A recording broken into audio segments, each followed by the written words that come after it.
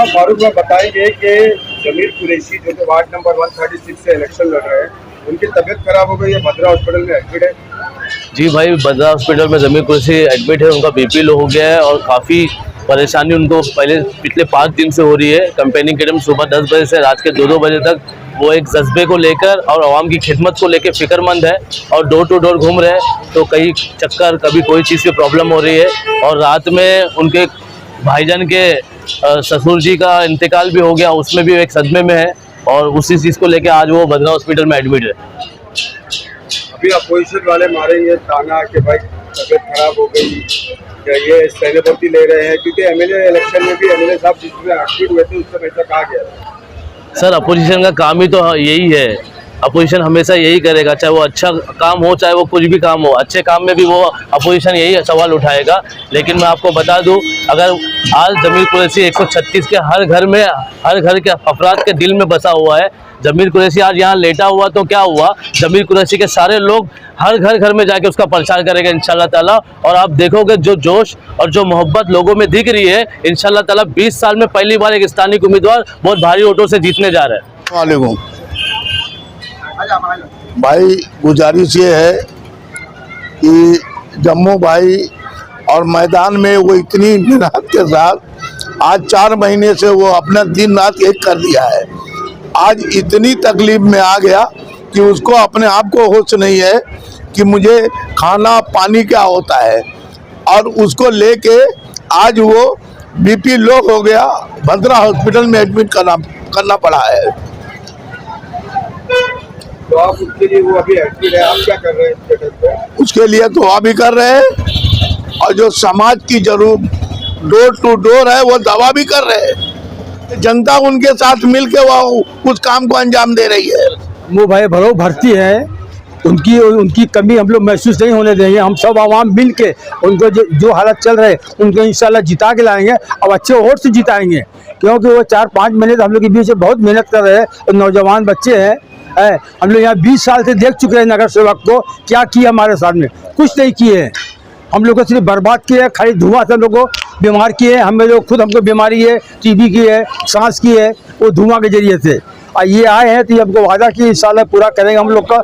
इसलिए हम लोग जो तो उनको जिताने की पूरी कोशिश करेंगे। इंशाल्लाह जीत के रहेंगे वो, अब अच्छे वोट से जीतेंगे। क्या भाई, जिताओगे सबको? अस्सलाम वालेकुम। हम लोग आए थे जमीर कुरैशी भाई को देखने के लिए यहाँ पे, और मेन उनकी तबीयत खराब है।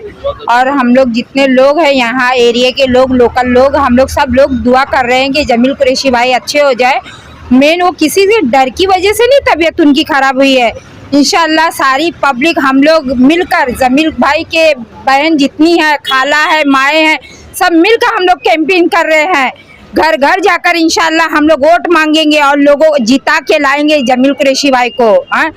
और इंशाल्लाह हमारे भाई की जीत होएगी।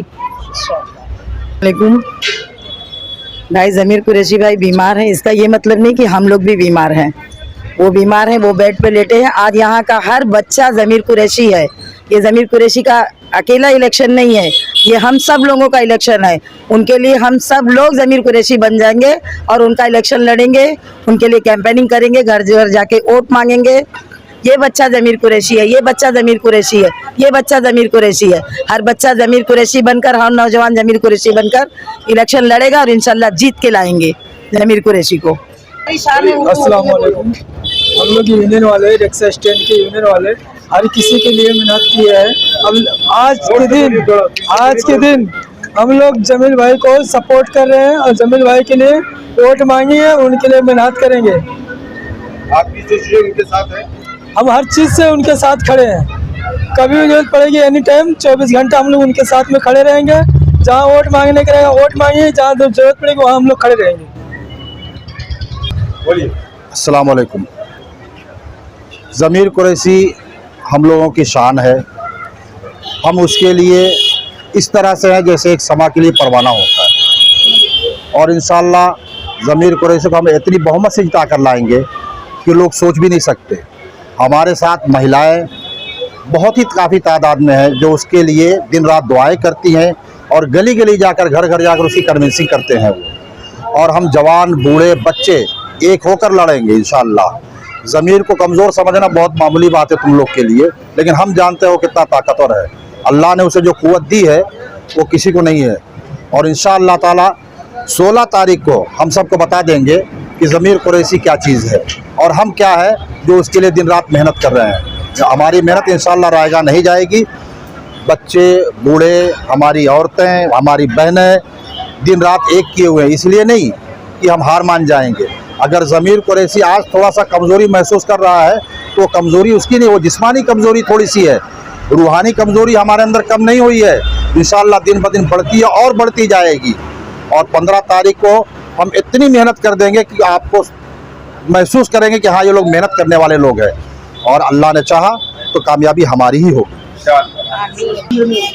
जब बताएंगे ज़मीर कुरैशी की तबीयत खराब हो गई है, वो हॉस्पिटल में एडमिट है, आप देखने के लिए आए, क्या है बताइए। बिल्कुल, बेचारे अभी बड़ी लड़ाई लड़ रहे हैं और कहीं ना कहीं हर तरह की लड़ाई, एक इमोशनल लड़ाई होती है, एक फाइनेंशियल लड़ाई होती है, एक ज़मीनी लड़ाई होती है।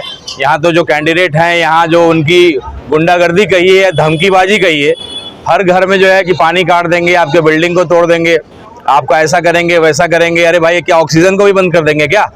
तो कहीं ना कहीं प्रेशर आता है, लेकिन हमारे जो है सिपाही हैं, शेर के सिपाही हैं, थोड़ा सा तकलीफ है, पानी वगैरह चढ़ रहा है, अभी हम लोग उनका हालचाल लिया उनका। इंशाल्लाह आप लोग इतने लोगों की दुआएं हैं और सब आदमी को जो है ज़मीर कुरैशी बन करके इस लड़ाई को लड़ना है। और हम लोग सब लोग बैरिस्टर असदुद्दीन ओवैसी साहब बन करके, ज़मीर कुरैशी बन करके हम लोग इस लड़ाई को लड़ रहे हैं। वो अगर बिस्तर पे भी रहेंगे, तबीयत अगर नहीं भी ठीक है, तो भी हम सब लोग इस लड़ाई को अपनी लड़ाई बना करके लड़ेंगे। और अभी डॉक्टर से भी बात हुई है तो बहुत जल्द रिकवर करेंगे, क्योंकि 2 रातों से सोए नहीं, थोड़ा सा घबराहट हो गया। इनके परिवार में भी, इनके बहन के परिवार में भी कुछ इंतकाल हो गया, नासिक जाना पड़ा, और भी कई सारी चीज़ें, थोड़ी सी इमोशनल चीज़ें आ गई इनके बीच। लेकिन एक बैरिस्टर साहब के सिपाही हैं, शेर के सिपाही हैं, इतने लोगों की दुआएं हैं, बहुत जल्दी स्वस्थ हो जाएंगे। और इंशाल्लाह हम लोग चुनाव तो जीत ही रहे हैं, मार्जिन कैसे बड़ा करना है इसकी लड़ाई हम लोग लड़ रहे हैं। और आने वाला 2 दिन बहुत ही महत्वपूर्ण होता है, इसलिए मैं वार्ड नंबर अपना 36 के तमाम मतदाताओं से आग्रह करूंगा, अपील करूंगा कि ठीक है, मैं जानता हूं इस टाइम पे आप खुल करके बाहर नहीं आते, क्योंकि गुंडों की पार्टी है, उनका जरा वर्चस्व है, और जो सत्ता का होता है, सत्ता का विरोध करना, और थोड़ा सा लोग घबराते हैं।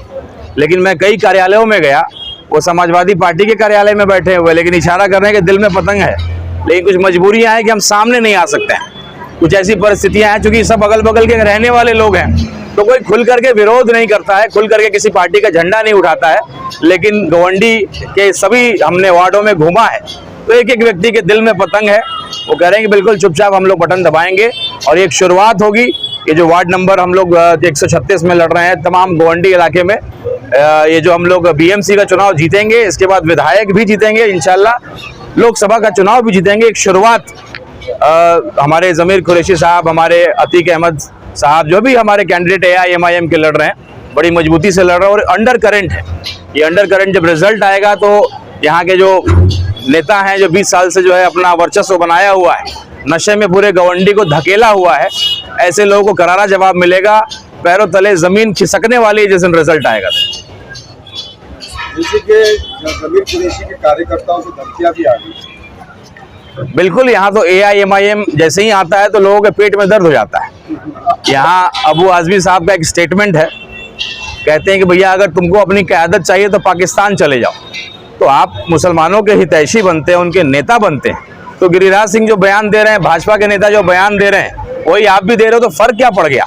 मैं खुद एक हिंदू हूँ और मैं जाता हूँ अपने मुस्लिम भाइयों को ये कहता हूँ कि एक हिंदू का भाई आपका आज़ान देने आए लोकतंत्र के इस त्यौहार का, लोकतंत्र के नमाज का, कि जागिए, मैं हिंदू होकर के देख पा रहा हूँ कि आपका भविष्य किस पार्टी में है, आपका भविष्य का नेता कौन है, आपका उसको पहचानने की ज़रूरत है।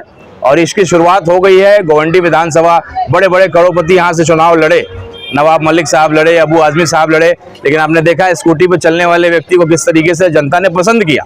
तो लोगों को यह अंदाज़ा नहीं था कि इतना मामला नज़दीकी आ जाएगा, लेकिन अब उनको मालूम है कि गवंडी में जो अंडर करंट है AIMIM के लिए, बैरिस्टर साहब के लिए, वो आपको इंशाल्लाह दिखेगा, नज़र आएगा, और रिकॉर्ड तोड़ वोटों से हमारे 8 जो कैंडिडेट है वो चुनाव यहाँ से जीतेंगे।